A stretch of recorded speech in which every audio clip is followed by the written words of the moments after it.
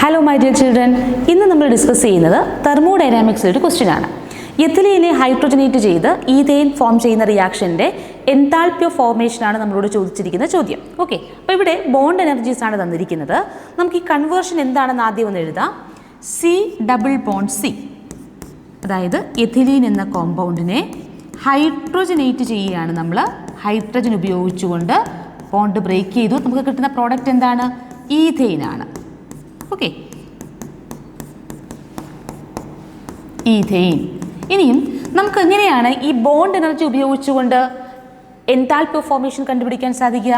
Enthalpy of formation is equal to sum of the energies of the reactant minus sum of the energies of the bonds of the product formed. അല്ലേ, റിയാക്റ്റൻസിൽ break ചെയ്യുന്ന ബോണ്ടുകളുടെ sum, bond എനർജിയുടെ sum minus പ്രോഡക്റ്റിൽ form ചെയ്യുന്ന ബോണ്ടുകളുടെ എനർജിയെ നമ്മൾ subtract ചെയ്യുക.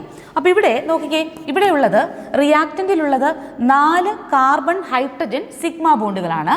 സോ 4 ഇൻറ്റു കാർബൺ ഹൈഡ്രജൻ ബോണ്ടുകളുടെ ബോണ്ട് എനർജി എത്രയാണ്?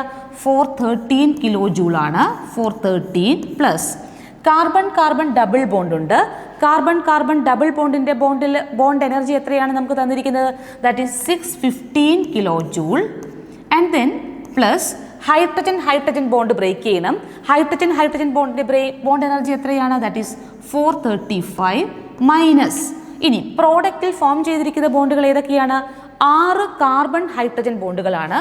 So that is 6 into 415 plus എത്ര? ഒരു carbon carbon single bond. Carbon carbon single ബോണ്ടിൻ്റെ ബോണ്ട് ലെങ്ത് എത്രയാണ്? That is 347.